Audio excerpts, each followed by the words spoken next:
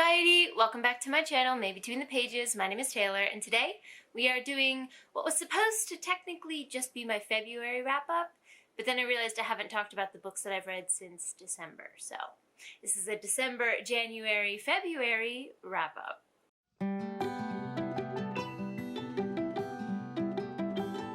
It's not really a surprise that I also have to talk about January in this wrap-up because I never actually put a February TBR on my channel.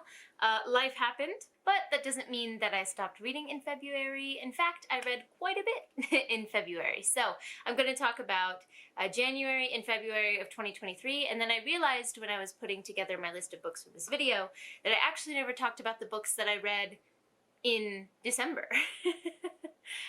So there's kind of a reason for that because the books that I read in December are SPFBO books, and I don't plan to talk too much in detail about those until I do a dedicated video after the winner is announced and the contest is over. But I'll be sure to mention them anyway, just to let you know that these are books that I've consumed, and you can look for full reviews later down the line.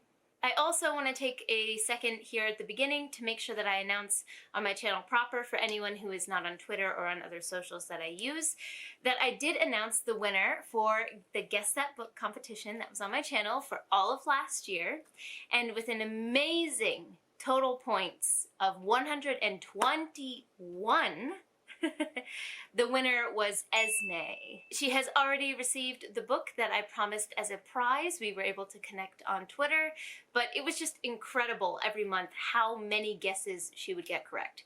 I know that the two of us have really similar reading tastes, but it was to the point where I felt like she must have been in my brain when I was planning these videos. So congratulations to Esme, and thank you so much to everyone who participated in that challenge. It was a really fun and enjoyable little series, and something that I may end up repeating in the future because it was such a good experience.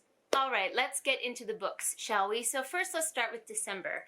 As I mentioned, both of the books that I'm going to mention here were from SPFBO. December was an incredibly busy month for me. My family was in town, Christmas, holidays, and not only Christmas holidays, but in Japan also New Year's is a big thing, so I just had a lot on my plate in a really good way in December, so I only read 2 books. Both of them, like I said, on here. For those of you who don't know, I am part of the SPFBO judge team for Before We Go blog, and I believe there are 7 of us? Is it 7? I think it's 7 of us who are reading the finalists this year. And while you don't have to read every single finalist, I've decided that I would like to. So just because I have already read the book doesn't mean that the team has released our, combined score, our combined reviews for it. But the first book that I did read was Mrs. Percy's Guide to the Care and Keeping of British Dragons. This is a book that was actually on my TBR for ages before it was entered into the SPFBO competition and became a finalist. So it was one that I've had on my radar for a really long time. And I'm not going to talk about any detail of this because, like I said, Before We Go blog has not released our group score, our group review for this book yet, so I don't want to put any spoilers out there before it's officially out there, but just know that I did read it. I also read Scales and Sensibility. Now this is one that Before We Go blog has already released the group score, so I can talk about this one a little bit at least, and I can say that I gave this book 4 stars. This is a cute romp of a book that is a Regency romance with dragons. It's a rom-com in a book. It's what it's advertised to be, and that is what it is.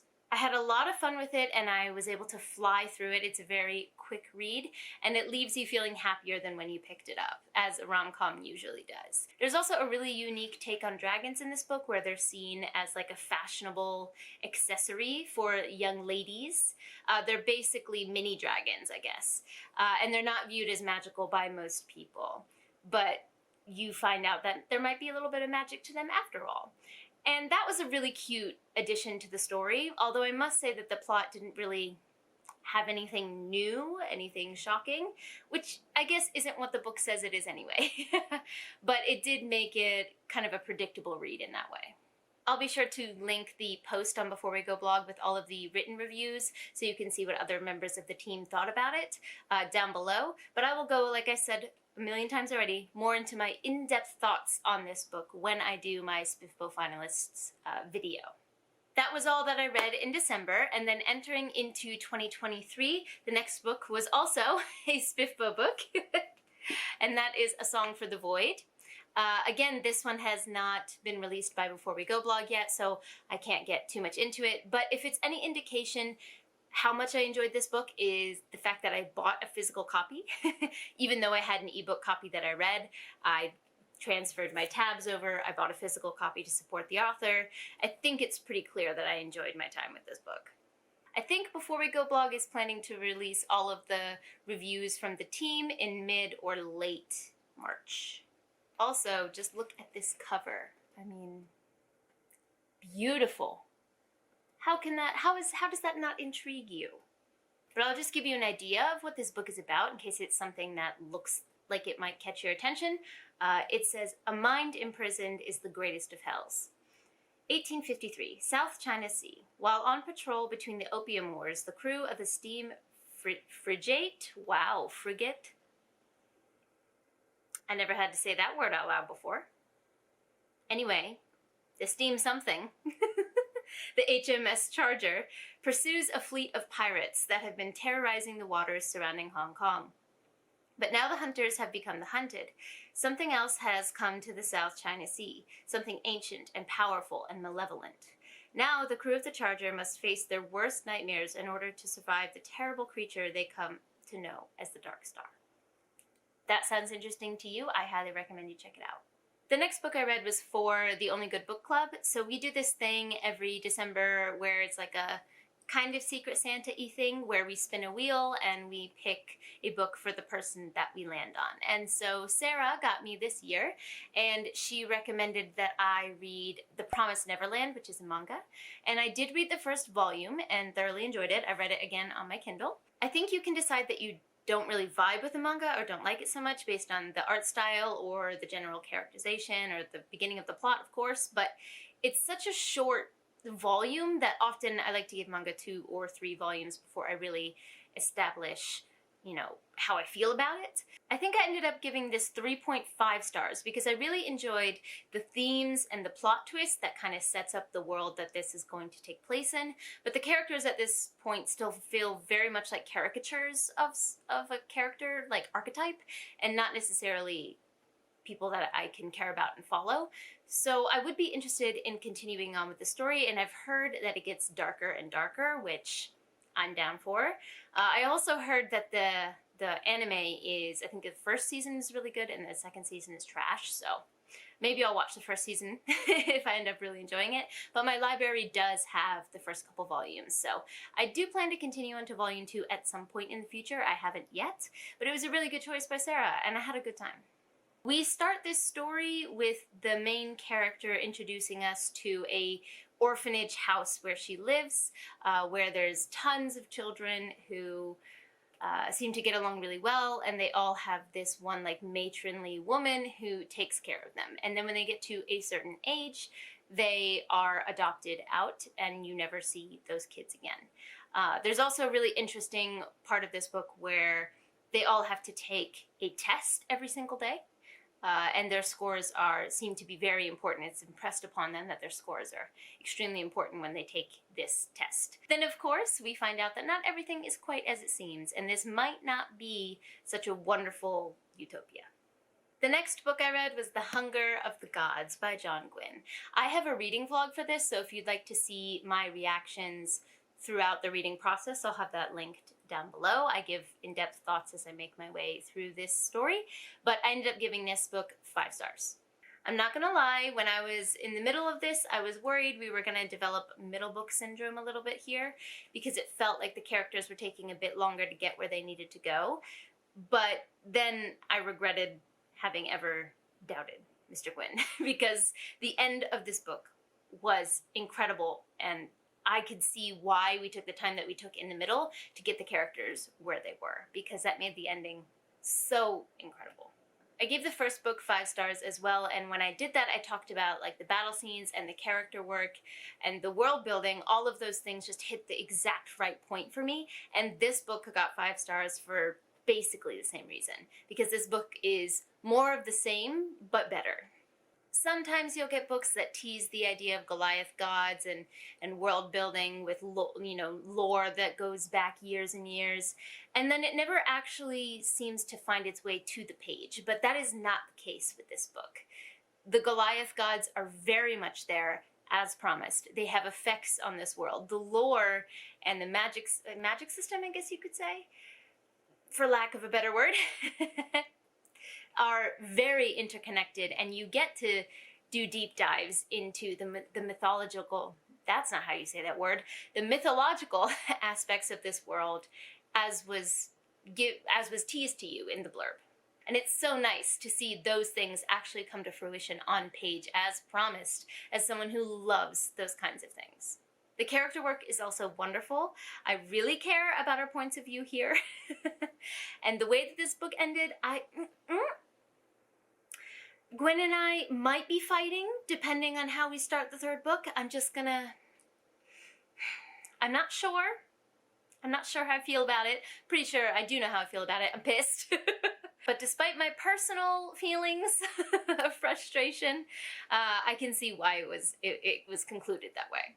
I can't tell you much about the plot of this book specifically because it's the second in the series, but if you haven't read the first, The Shadow of the Gods, it's a Norse-based fantasy world where we have, as I mentioned already, some Goliath gods, and even though the gods are dead, the powers of those gods have been passed down through the lineages of people who have their blood. And contrary to what you might think, the people who have the blood of the gods in them are not seen as people to be worshipped. They are slaves in this world and seen as dirty and tainted. And we enter the story from the point of view of three different characters. One is one of the tainted, and he is an escaped slave. The second one is a mother who clearly has battle prowess, but we don't know what her history is. And someone comes and captures her son, and she goes on a revenge quest. And then the third point of view is from someone who is not tainted and is seen as being one of the higher people in society, but she wants to leave her father and establish her own battle fame. So she goes basically to join a band of mercenaries. And we follow these 3 points of view. It's a brutal world with fantastic battle scenes, but if you like what's in The Shadow of the Gods, you will definitely like this book because, like I said, it's the same amazingness, but even better. Gwynne's writing can be a bit slow-paced, though, so just be prepared for that if you're gonna dive in. The next book I read was another SPFBO, and that was Mysterious Ways. This is backwards. This has been released by Before We Go blog, so I can at least say my star rating, and I have to say, for me personally, I gave this 2 stars. Might have felt a little bit generous to me. This book did not work with me at all. There were others in the group who gave this a much higher rating, so as we all know, reviews are subjective. But for me personally, this book and we did not gel, and if it wasn't part of SPFBO, I would have DNF'd it. Again, look for more details when I release my video, but yeah, this was just, it was not for me. Now this finally brings us to February, so let's talk about what I read this past month. The first one was The Last of the Atalanteans by P.L. Stuart. There is a full deep dive for this book over on Steve's channel, so if you've read this book, I would highly recommend going to check it out. It's very spoiler-filled, so if you haven't read it, just bookmark it for later. But I had such a fantastic time really diving into all of the little intricacies of this book with that group, so I'm really glad that I participated in that because I think I got more out of this book after that discussion, but I ended up giving this a total of 4 stars. Again, I can't say much about the plot of this book in particular because it's the second in a series, the first one being Advanced Kingdom, which you can see behind me here. But the idea, the premise of the series is what if Atlantis was real? And when that nation went beneath the waves, what if those displaced people then had to find their own new place in the world? It's a super interesting premise from the beginning, but what makes it even more interesting is we're following a prince named Othrin who was the second in line to get the throne. He was the least favored son and was not in line to get the throne when catastrophe struck. So we follow from his perspective, and he is all of the ists you can imagine. Racist, sexist, misogynist. I don't know, all of the other ists, I'm blanking on the ists now, but all of those, all types of discrimination, he embodies almost every single one. And that's a purposeful choice by Stuart. So we follow this extremely unlikable character as he decides what to do as the leader of what is left of his people. And we get to be in his head as he has to confront some things that he maybe doesn't want to. And Stuart really leans into this and allows us as the reader to reflect on our own moral compass while we're reading. And while I can't talk about the plot of this book without spoilers, I can say that this does not suffer from second book syndrome, I don't believe. It very much has the "and the plot thickens" vibe to it. There's so many more aspects of political intrigue and new characters that are brought in that give us a new perspective on things. We also get to question, is our narrator as reliable as we think so? Because some things are starting to look iffy at this point. And I'm really excited to see how Stuart ends up playing with that idea of having an unreliable narrator in the future. And the final scene in this book is just, it's art. It's so good. I love the way that this book ended, and I can't wait to continue. The next book I read is one that has been on my list for ages, and I'm so happy to say that I finally picked it up and finished it, and that is Sapiens, A Graphic History. This was a rollover from last year, and I had this as a high priority read for this year, and I knew I would love this book, and I did. I already loved the novel form of this, and so that's why my parents got me the graphic novel form. And it's just such a fascinating, fun way to engage with this material. I tabbed it. Little sections that I'd like to revisit or things that I'd like to remember, tidbits about history that surprised me, because I did consume the novel form via audiobook, and while it had my attention from page 1 to the final page, that does mean that some of the details have now left my brain. So it was really nice to revisit some of those, and I actually ended up sparking some really interesting conversations with my husband when we were like driving. I was like, hey, I recently read this, what do you think about it? And because he loves biology and evolution as well, so we just had some really interesting conversations based on the stuff presented in this book. And this is just volume 1. You know, I don't know if volume 2 is out. I don't know. But either way, I would like to have the entire book in this format because I don't know, it's so engaging this way. And it does have more of a childlike feel to it. Not that the author is talking down to you as if you're a child, but it has more of a teacher, a professor talking to students feel to it, which I didn't view as a negative thing. I viewed it as making it more accessible. One of my favorite sections of this book is when Harari talks about the power of stories and the stories that we tell ourselves as human beings. It is both our superpower and can be our downfall. And I just loved how he explained how essential that ability is to our nature. The next book I picked up was Heart of the Sun Warrior, which is the sequel to Daughter of the Moon Goddess. This was a book that I predicted to be 5 stars because Daughter of the Moon Goddess was an absolute favorite of mine, and it was 5 stars, like an easy 5 stars for me. However, this one wasn't a huge dip in quality or anything like that, but it struggled to keep my attention in the way that the first book didn't. I was told ahead of time that this book focuses a lot more on the love triangle than the first book does, and that's definitely true. But that wasn't something that bothered me because, contrary to what a lot of people feel, love triangles don't really bother me that much. They're not something that turns me off of a story. So that didn't bother me when I was reading the book in the way that some people said that's why this book didn't work for them. That's not the case for me. I think that the best way that I can articulate what didn't work for me here is the pacing. For me, it felt too breakneck at times. We didn't really sit with our characters and let them feel the emotions of choices they made. So even though the choice itself had large consequences, I didn't feel that as a reader. It felt like, okay, we've done this decision was made, we've faced the consequences. This decision was made, we faced the consequences. And it didn't leave me feeling like there was high stakes, I guess, to any point in the story, really. Which is why some of the climactic events here didn't hold the same weight that they did for me in the first installment.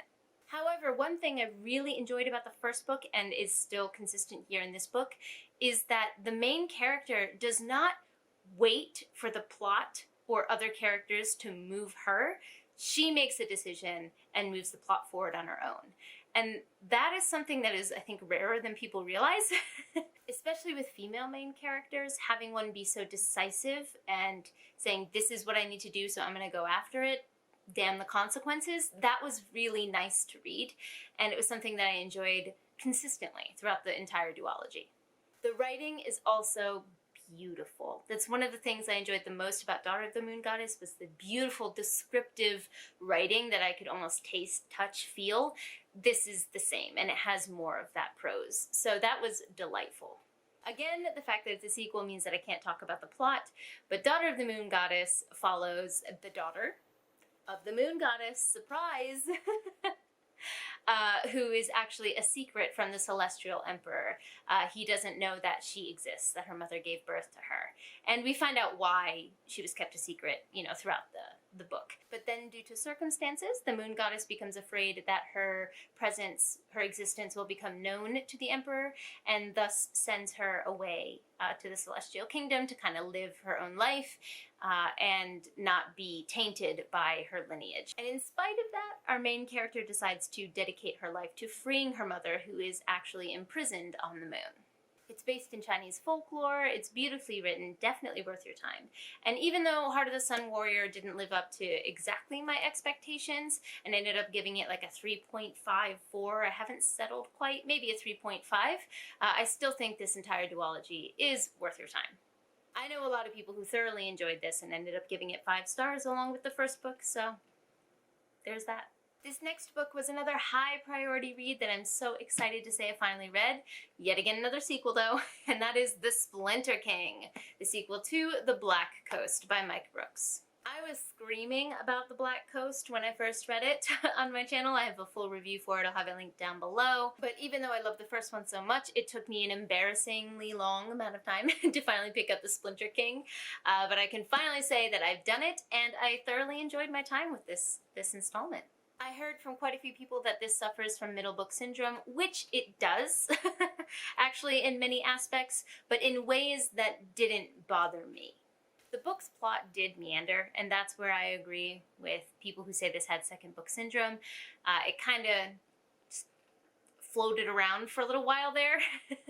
But as someone who is a very character-based reader and enjoys spending that downtime with the characters, I didn't really mind that so much, but if you're a very plot-driven reader, definitely keep that in mind when you're picking this up. Another part of that could also be that one of my favorite things about The Black Coast was Brooks' discussion about culture clashes and how different cultures trying to coexist together, how you navigate those spaces. And as someone who is in an interracial, international marriage, bilingual marriage, and is living in a country that's not my home country, this is something that I experience on the daily, and it sucked me in from the beginning to see a author really sit down and talk about and spend time to explore those specific issues. So when the plot was meandering and we were spending time with those characters, a lot of it was downtime trying to negotiate through cultural clashes. And again, if you're a plot-based reader, those might not be fun for you, but those scenes were wonderful for me.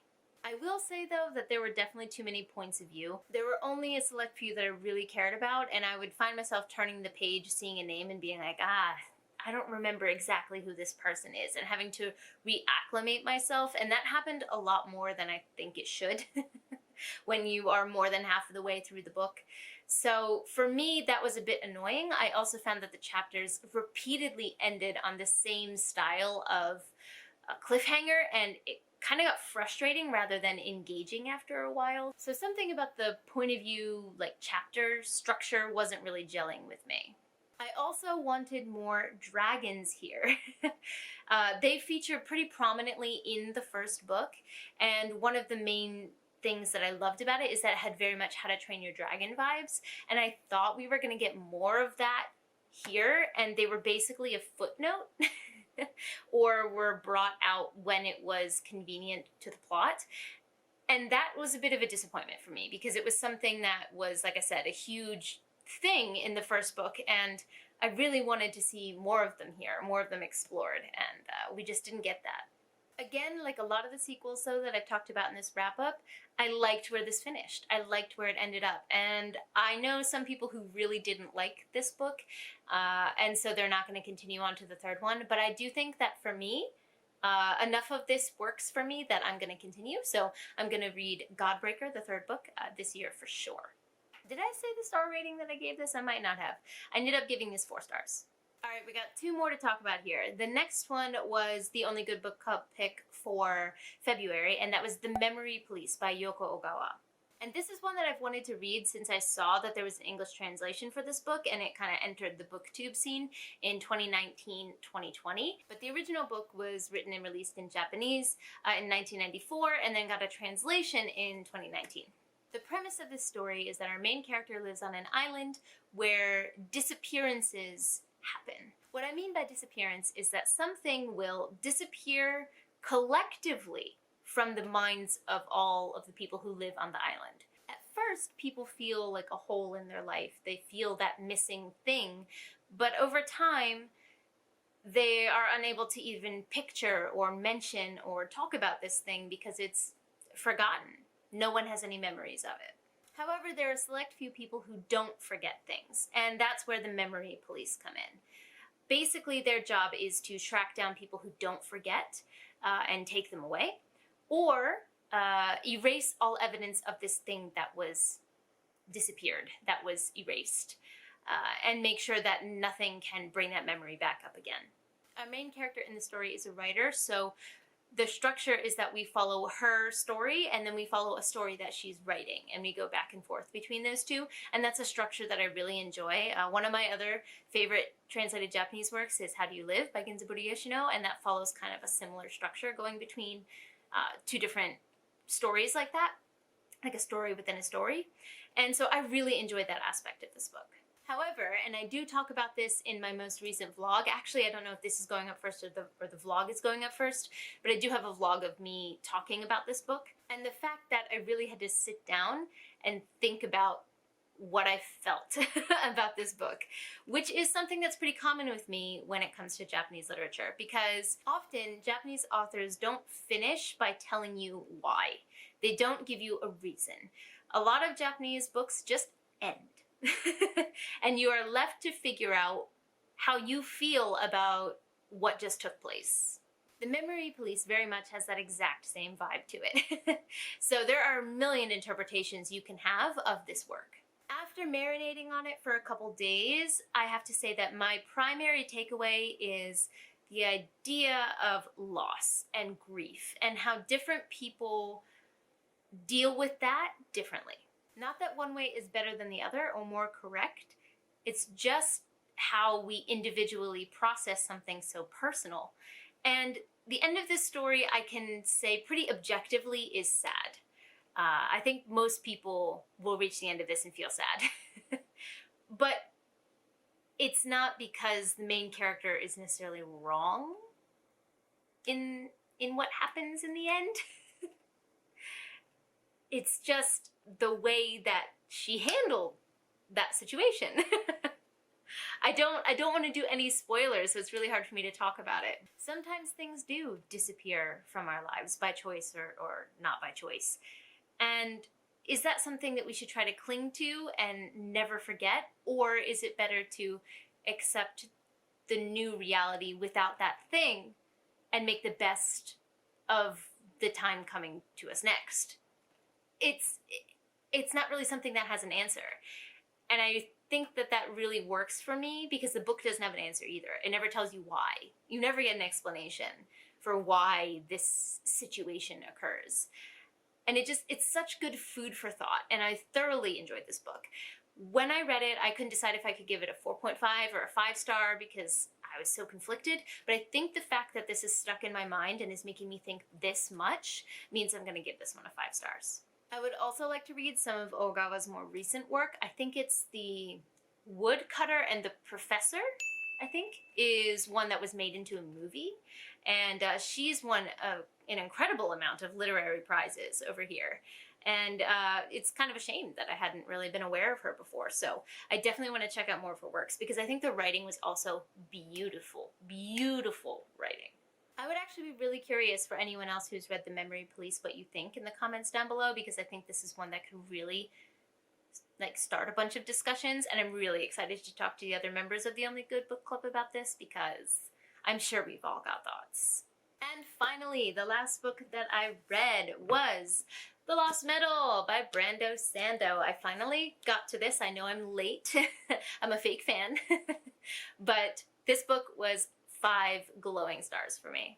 The vlog that I mentioned of me reading The Memory Police also has me reading The Lost Medal, and you can see my actual real-time reactions to a couple of the reveals that happen here, so if you want to see that, go ahead and check that out, whether I have that up before this or after this. Either way, I'll make sure it's linked in this video, but I had a blast with this book.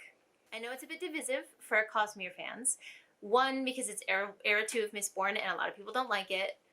And 2, because of the overwhelming amount, not overwhelming, but extremely obvious amount of Cosmere connections in this book. Now, Sanderson did say in interviews and lectures leading up to this that he was going to be gloves off with the Cosmere connections in this book. So I think you can't really have been surprised that that was happening, because he's been very clear that that's the case with this book. But that does mean that you have to have read quite a few other books in the Cosmere before picking this up, and I can see why some people might view that as a negative, but I view this as, I mean, we're like 15 plus books into the Cosmere at this point. I think it's pretty fair for Sanderson to be like, I'm gonna start making some blatant connections here, so I really don't see that as a negative. If you get to this point in the Cosmere, you probably like it.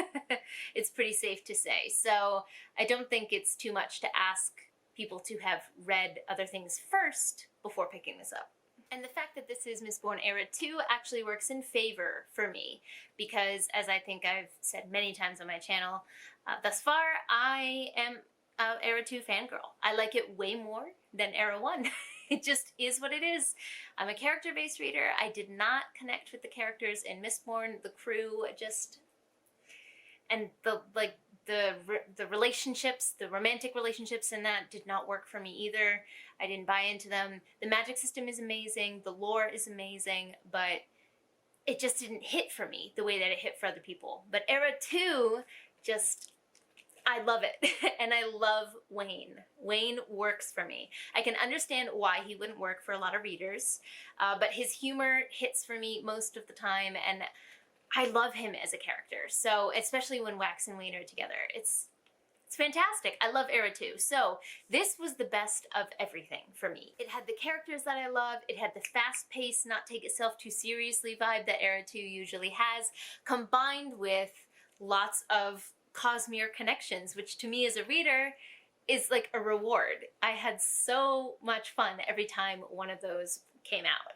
Chapter 39 and Chapter 40, you can see my reaction to that in the vlog, but I was losing my mind with all of the reveals that we got. Just, yes.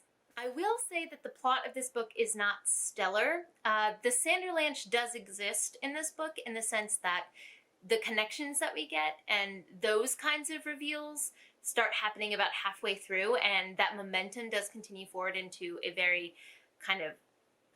climactic conclusion, but we don't get like a plot twist, a bunch of plot twisty things at the end of this book. So I can understand why people who weren't a fan of the Cosmere connections and liked more the closer, like more microcosm aspect of the storytelling in the other books, why they weren't a fan of the plot of this book, which I can agree with, because the foreshadowing was there from the very beginning. And you really had to be closing your eyes to not see it, and if you did see it, you knew how this book was going to end. And I knew it was going to end the way that it ended, but based on everything that I've just said in this review, if you've read this book, that you know that it probably hurt me the way that it ended, but I wasn't surprised by the ending. Basically, overall, this book was a perfect 5 stars for me because it hit all the things that work for me as a reader, but I can understand completely why it's not people's favorite entry into the Cosmere. But I had a blast reading this. It reminded me how much fun reading can be, and it actually made me want to go and reread the earlier Mistborns, if you can believe it or not. Here I am saying that they didn't work that well for me.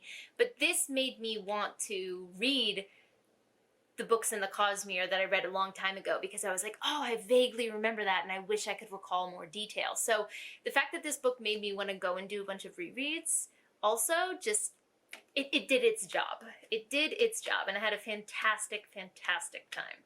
That concludes my 3-month wrap-up here. This video was a lot longer than I expected it to be. It got a lot darker outside while I was filming this than I thought it would. But I would say in these past couple months, most books were 3.5 to 5 stars, and I had multiple 5 stars. So I would say I'm doing pretty good at the beginning of this year, and I'm a bit slow. I'm a bit behind on my book goal. My pacing, but I hope to be able to pick that up in the next couple months and catch up on my Goodreads goal. But either way, clearly I'm choosing books that are working for me, so I'll take it. Let me know in the comments down below if you've read any of these, what you read in February, what was your favorite book so far this year. Let's chat in the comments down below. Don't forget to like, subscribe, and click that bell. I'd love to have you as part of this community, and I appreciate it. But for now, I'm gonna head out. Ja ne!